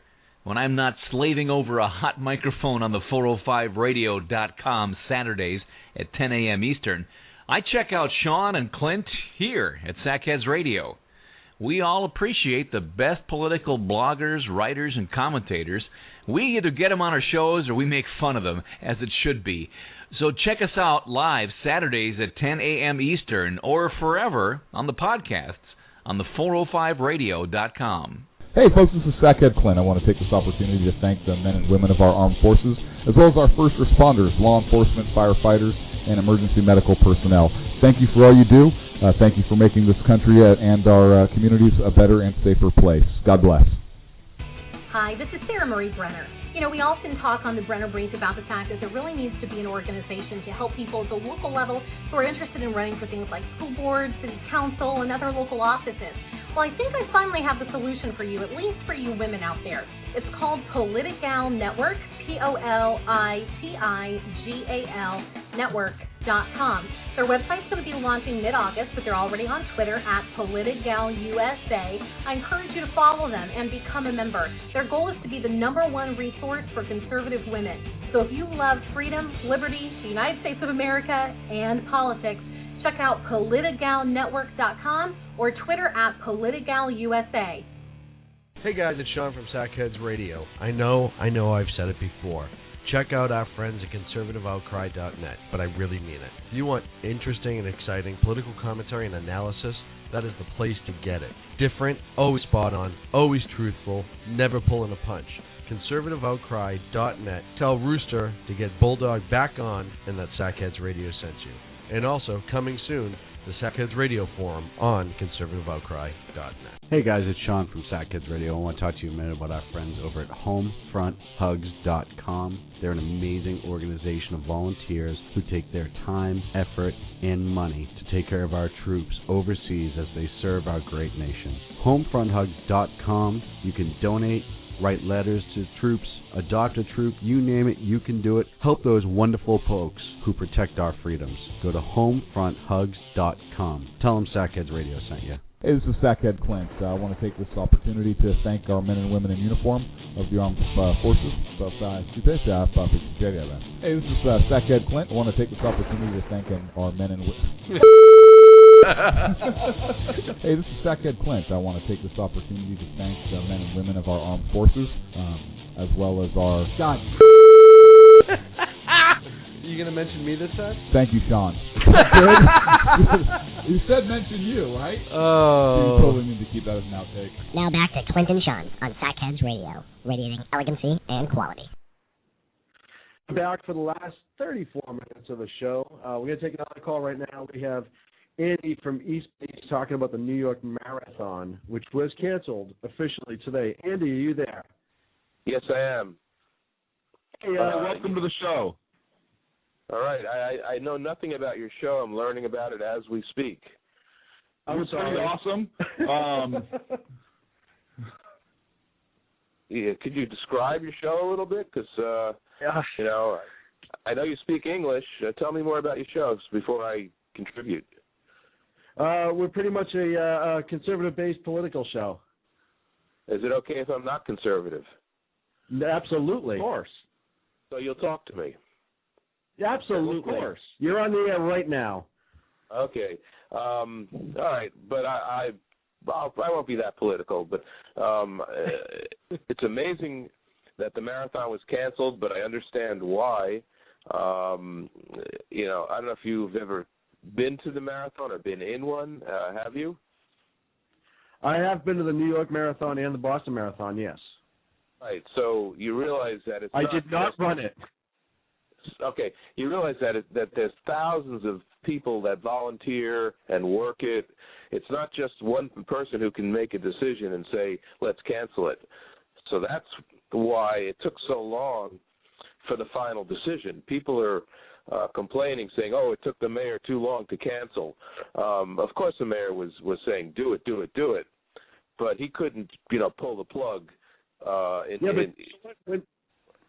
When the state of emergency is declared, the governor could have, because it's a lighting issue.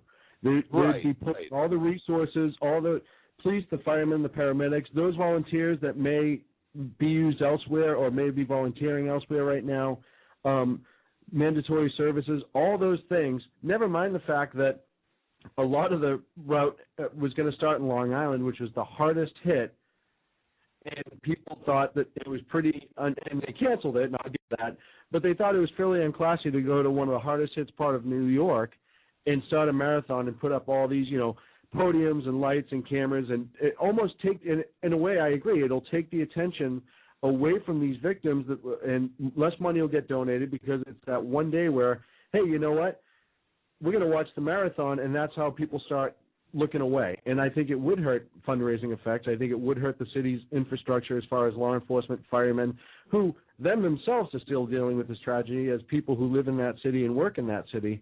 You know, they've already been working since the hurricane. Most of them, I'm sure, they're working around the clock. So I agree that it is up to a lot of other. The government did have the right saying, hey, this isn't in the best interest for our state and our city.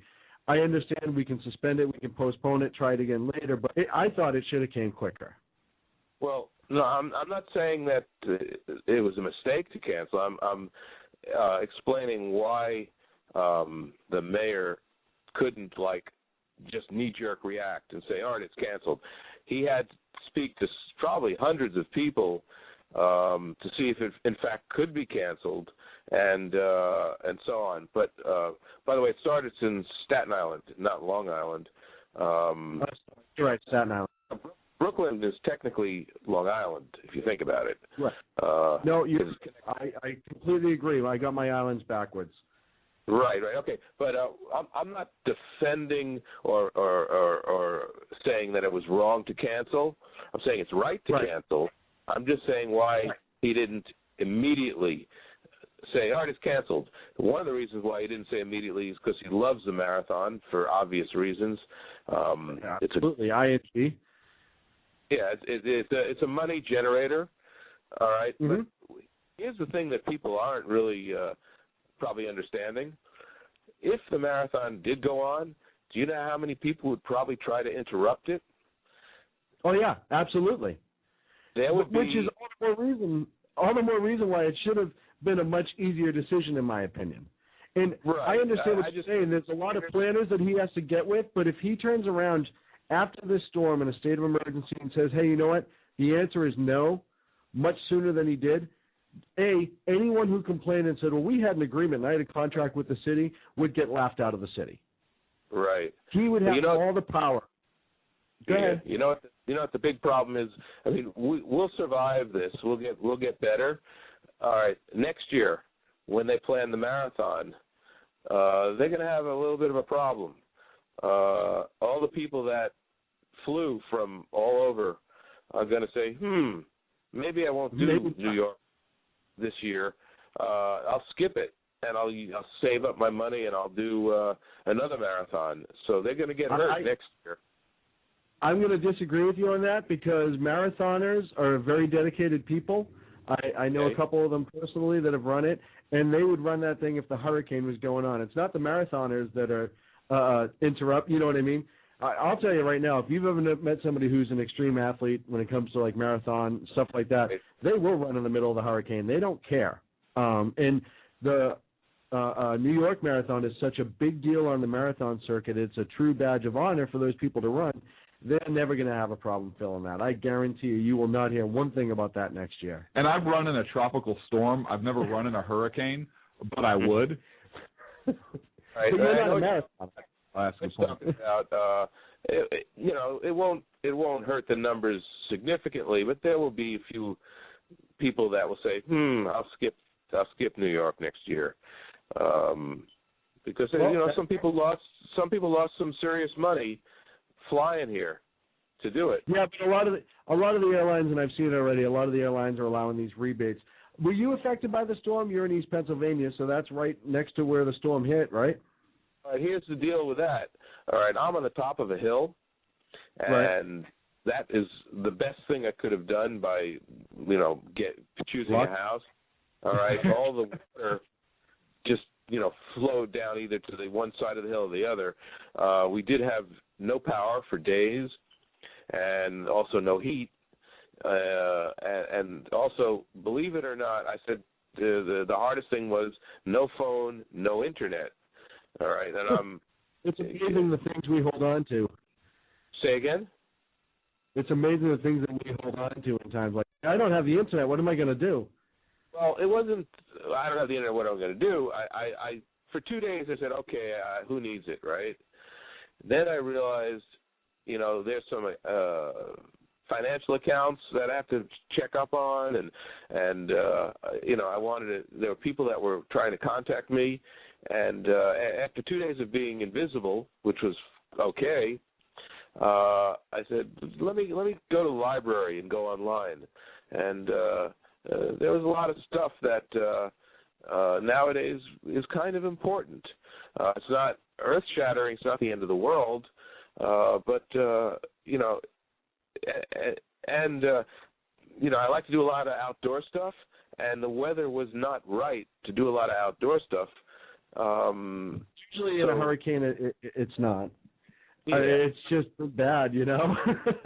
Hey, Andy, I appreciate the call, buddy. We got to move on. We still have a couple things to talk about before the end of the show, but I'm glad you did well in the storm, and thank you for your call. Thank you very much. Take care. See ya. And that was Andy in East Pennsylvania. So a lot going on. Again, I'm glad they canceled the marathon. You know what? I wanted to ask him, but I know he said he didn't want to get into politics, so I'm glad I didn't. But I wanted to ask him what he thought, how he thought Pennsylvania is shaping up, kind of what he's seeing, yard signs and so forth, since we don't have eyes out there really. Well, no, we don't. I can make a joke about wind and yard signs and probably how there's none left right now, but I won't, because that just would be wrong. I'm waiting for the bolt of lightning through the window. I'm sorry. Okay, hang on a second. So you're afraid of making a wind joke. Ooh, that was so cutting edge. But I made a joke about the whole thing being an accident of God. Really? And you're going to get struck? Whoa. Yeah, you're crazy. Crazy like a fox. Crazy Watch like out. a fox. Yeah, wow, it was windy there. Yeah, Sean. I've been through a couple smaller storms, and I've never had to deal with the tragedy like that. And you can only imagine. I mean, there's total devastation. We talked about this at the top of the show. We wish them well. You want to take a break, and then we'll come back, and we'll wrap up kind of the rest of the show. And well, yeah, we can talk about Benghazi. The plan was I have my pants already off. I'm heading to the okay. Well, stall. We're going to take the last quick break. We come back. We're going to talk about Benghazi because we have no way of switching gears otherwise.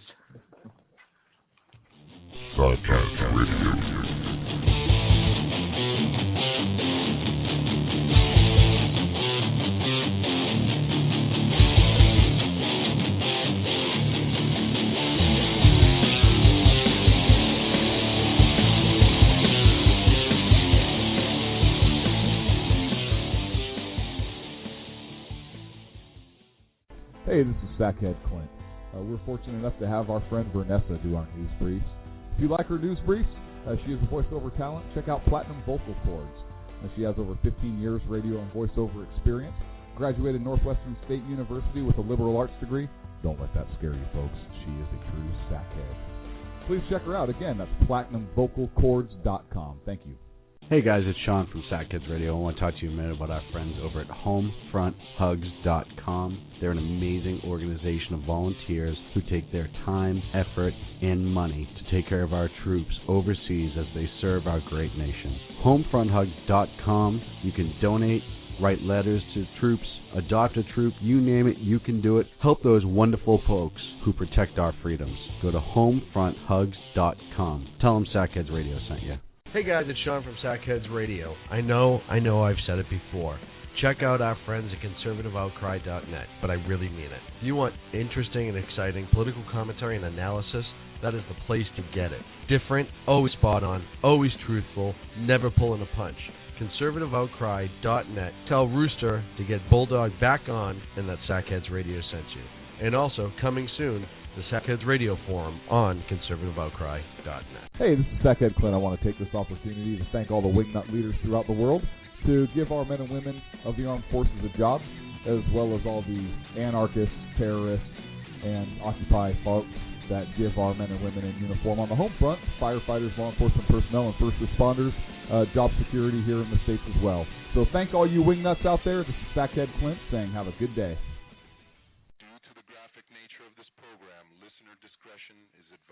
Is 3, 2. I love how you're still doing the countdown. We discussed previously that it's completely unnecessary.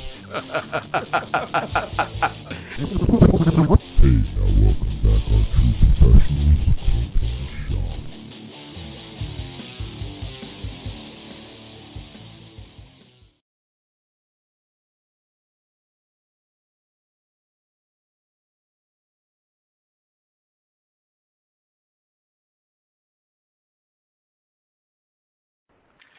Sorry about that. The show works a lot better when I hit the mute button.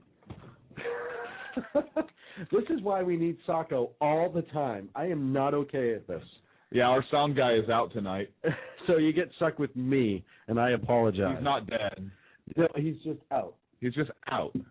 So a lot came out again this week about Benghazi. They're seeing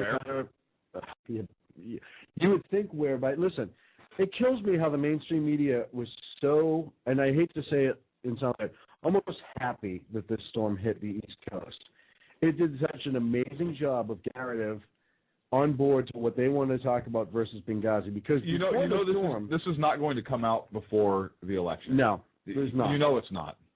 And I don't know if you read Rooster at Conservative Outcry did a great piece about how this needs to be pushed out this week on his blog, and it's not going to happen. Mainstream media is going to bury this even more. They've ignored it as much as they possibly could going into this, and then the storm hit, and they've just run away. You know, even places like ABC, who's pretty liberal themselves, Jake Tapper has been actually hitting the White House pretty hard on this Benghazi thing. We've heard a couple clips on him in the past. He took Jay Carney to task, and maybe ABC wants to maybe show some semblance of objectivity, right? Where CNN, MSNBC, some of these others don't care. Chris Matthews, who ideological war? We are at ideological war with him. I've decided he is kind of like the French, in that he won't return. It's what? I mean, his microphone may be like a French rifle, never fired and only dropped once. So the thing that kills me is, let's stick with Benghazi. Let's not get it on on Chris Matthews. Okay. The thing that bothers me about this is he won't come on and defend himself, the coward. We've doing other than waiting to call our show. Nothing. Seriously. I'm sorry. If somebody called me a coward, I would be the first one to call their show. And I'd be like, hey, let's talk about this. Well, to get back to Benghazi. When I talk to them, I wouldn't yell and then just mute them. I'm sorry. Like we said, ABC before the storm, and I'd like to see how they're going to start picking up after the storm. We're starting to go after them a little bit. You saw little pokes and prods by mainstream media because they had to. They had to eventually. Yeah, but their narrative has still been and is still, things were evolving. They've said it's terrorism now. We need to kind of wait and see what the investigation holds. They're still in that whole narrative. Right. So I don't poking and prodding. They're stuck in this narrative because they have to. If you look at who's breaking the story, Fox News is doing an outstanding job of breaking the story, of getting the scoops, making these other news organizations, in my opinion, just look like trash. Right. And they do. And Fox News is doing a fantastic job, and I don't like all the anchors on Fox News. There are some liberal anchors on Fox News and so forth, and they do a pretty fair job, and they're doing a great job on this story, and the rest of the media is just falling so far behind. I just think with Fox doing the coverage they're doing, I don't see how they can't possibly pick up more viewers. But I think after the election, you're going to see perhaps even more come out. If Romney gets elected, I think that you will have a thorough investigation. And if he's not, I think you're going to have a congressional investigation. And then I'll be very interested to see how the president conducts himself. Hopefully he does not lie or try and obstruct, and we end up with impeachment proceedings. But I think there's interesting to see what, if anything, comes out over the weekend. But I don't see this story resolving in 4 days. There's no way. No, I agree with you, and I don't think it's going to have an impact on much of an impact on the election at this point. At this point, most people have made up their minds. I mean, there may be a few undecideds, and unless a bombshell hits right today or tomorrow, I don't think you're going to have much impact. Well, one of the things that came out this week, and I heard just before the storm, they were telling a story who was a Navy SEAL that was killed in Benghazi during the attack. A hero.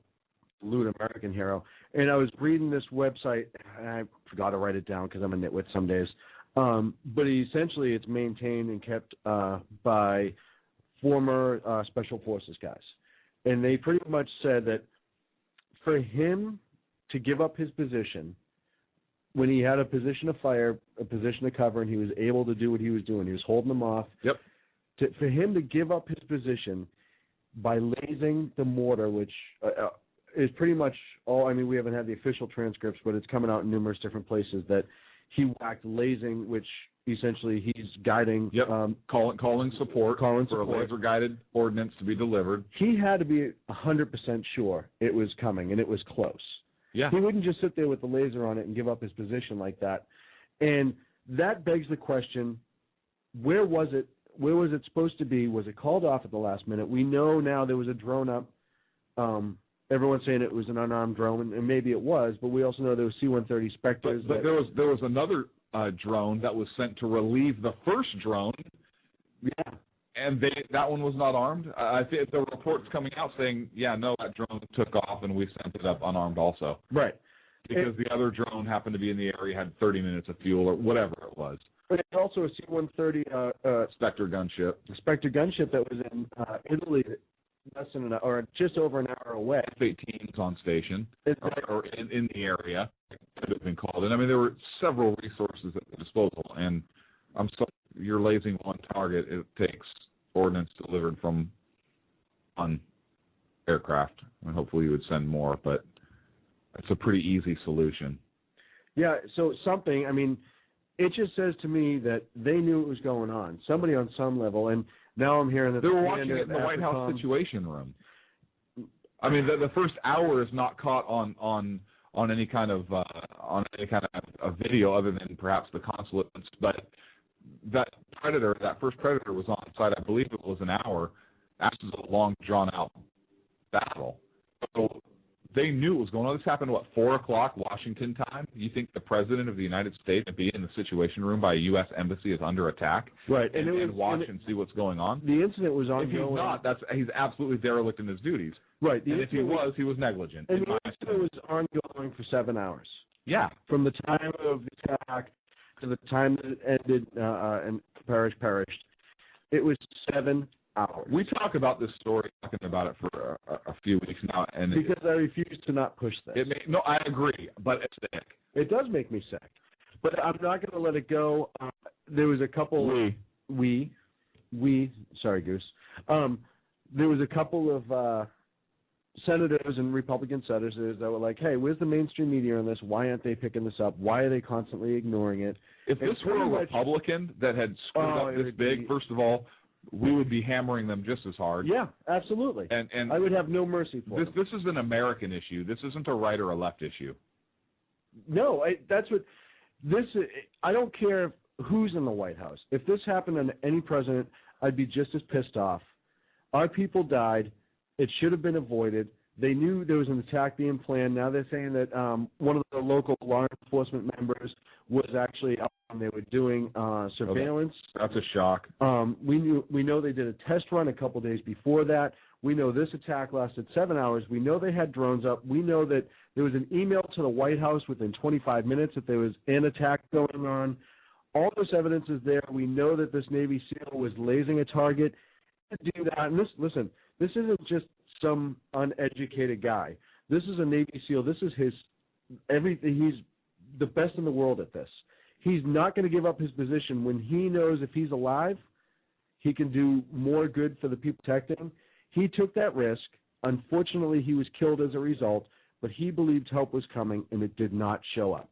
And that's the story. That's the problem. And that's what needs to be addressed. It's disgusting to me. Yeah, Look, I've railed about this before, and I'm just to the point where I can't. It's disgusting to me how they're just ignoring the stories, and like you said, more and more keeps coming out about this. I'm very curious. Look, I want the elections to be over, not only because I'm just sick of the election. We cover it, we're sick of it. But I want to know what happened in Benghazi, and regardless of who wins, I think that the story will be told. The media has to pick up on it. Well, I would think, because. And we're learning that, a month before the attack, there was a study done on saying it could not withstand. Well, we talked about this. We had the British delegate, the English delegation was murdered. Was hit. So they knew there were problems. There were emails sent and about the security of the compound and how they needed more assets, and it was underwhelming, to say the least. I'm paraphrasing. Right. So, look, they knew this was a potential issue. This was completely avoidable, and failings at all different levels across the board. And you know what? Unfortunately or fortunately, the buck stops at the White House. Obama said so in that debate, and right. Hillary Clinton tried to take the heat for it. Hey, you know what? She failed also. The president failed in this. Hillary Clinton failed in this. Leon Panetta failed in this. There were failures across the board. They're all starting to point fingers at each other. They're all trying to play CYA, Panetta saying it wasn't us, State Department saying it wasn't us. Of course. Who owns it? Nobody owns it, apparently, right now in this administration.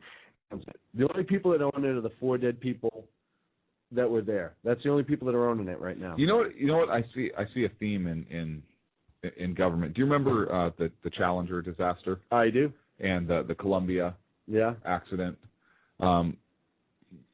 There were warning signs. Yeah. I read the accident investigations for both. There were warning signs.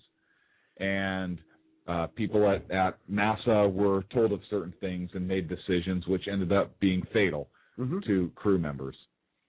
And the board held people accountable. And, I mean, here again, there were warning signs.